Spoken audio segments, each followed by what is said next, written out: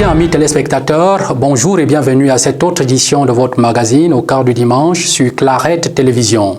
Ce 11 janvier 2026, l'Église célèbre le baptême du Seigneur, qui a plusieurs effets. Le baptême fait de nous des enfants de Dieu. Il efface le péché originel, il efface également nos péchés personnels et nous introduit dans la communion de l'Église en faisant de nous des enfants à part entière de Dieu. Mais attention, le Christ n'a pas péché, c'est par solidarité avec le genre humain qu'il a accepté d'être plongé par Jean dans les eaux du Jourdain, lesquelles eaux ont été sanctifiées par sa présence, pour devenir sur la croix source jaillissante par son côté ouvert par la lance. Allons-y ensemble découvrir dans les textes de ce jour ce que vaut le baptême au nom de Jésus-Christ, baptême qu'il a lui-même inauguré sur la croix. Revenons derrière.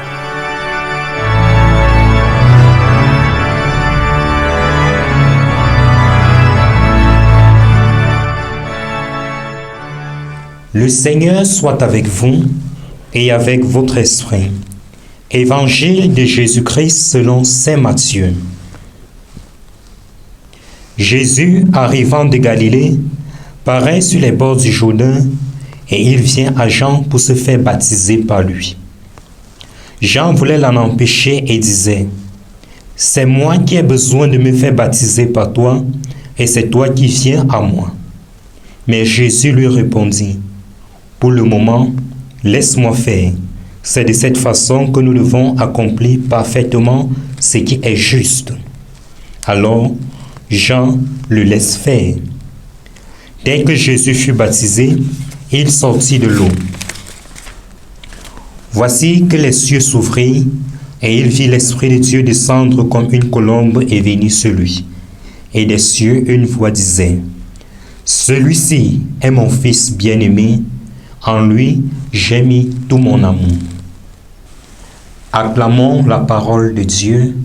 Louange à toi, Seigneur Jésus.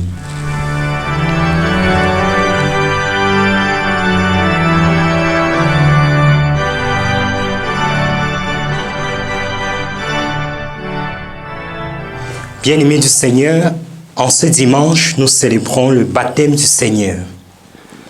La première des choses à retenir est que, par la célébration du baptême du Seigneur, nous clôturons avec les cérémonies ou encore avec la célébration de la nativité de notre Seigneur Jésus-Christ. Communément, nous savons que par le baptême, nous sommes lavés de tous nos péchés. Mais une question nous vient à l'esprit. Pourquoi le Christ, qui n'a pas commis de péché, qui est pur, accepte-t-il de se faire baptiser? Que nous révèle réellement le sens du baptême du Seigneur. Oui, bien-aimés du Seigneur, par le baptême du Seigneur, nous comprenons plusieurs choses.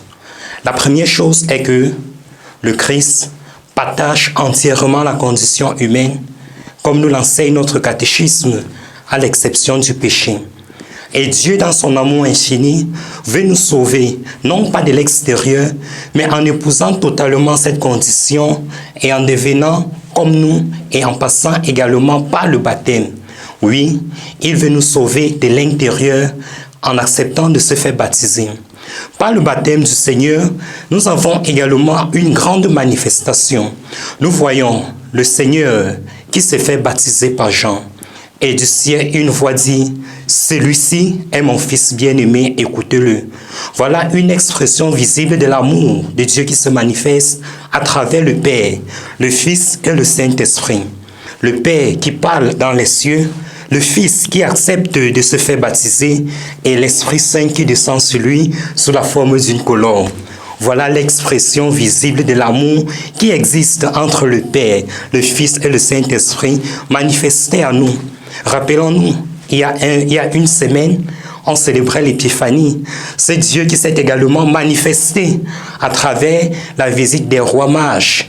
Aujourd'hui, c'est pas sa voix, c'est pas la personne du Fils, c'est également la présence du Saint-Esprit manifestée sous la forme d'une colombe que les trois identités ou encore que les trois personnes se manifestent à l'humanité.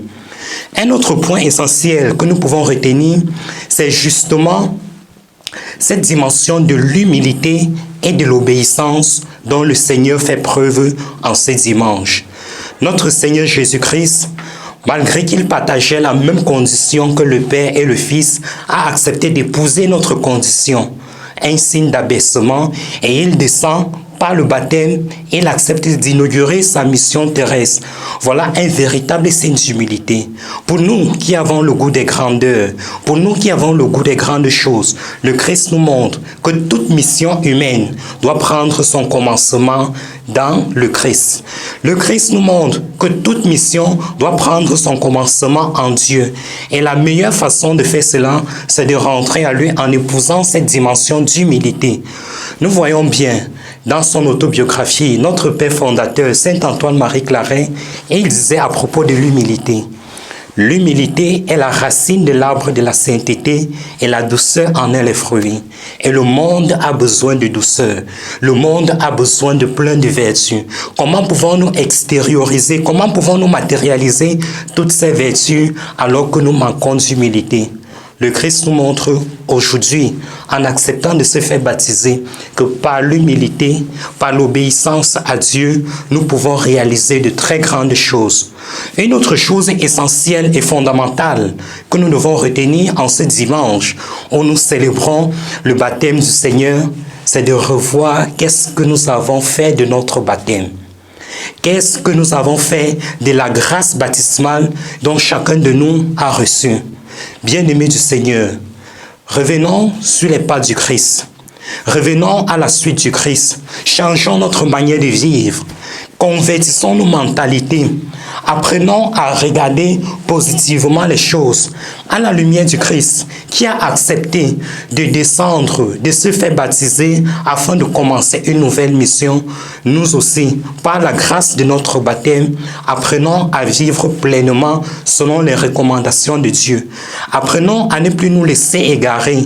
Que les grâces de notre baptême nous aident au quotidien à mettre la parole de Dieu en pratique, à être des véritables témoins de l'amour de Dieu et à faire de notre existence une vitrine du royaume des cieux.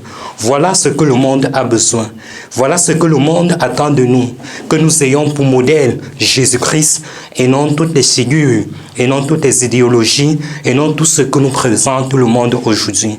Demandons la grâce au Seigneur ce dimanche de lui rester fidèle, de savoir bénéficier des grâces du baptême que nous avons eu, afin d'être au quotidien ces véritables enfants, afin d'être au quotidien ceux sur qui il peut compter et des véritables messagers qu'il envoie à travers le monde.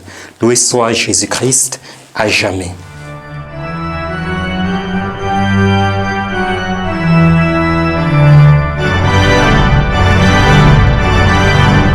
Les textes du dimanche du baptême du Seigneur nous présentent la personne du Christ, c'est-à-dire ce qu'il sera, comment il se comportera et ce qu'il fera pour nous pécheurs, tel que nous le présente la première lecture.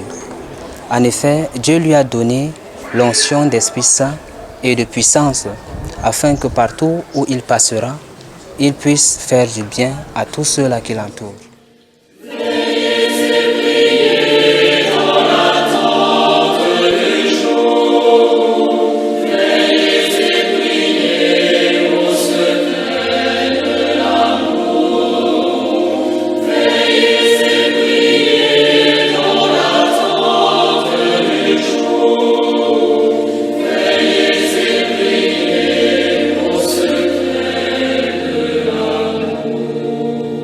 Le Seigneur soit avec vous et avec votre esprit.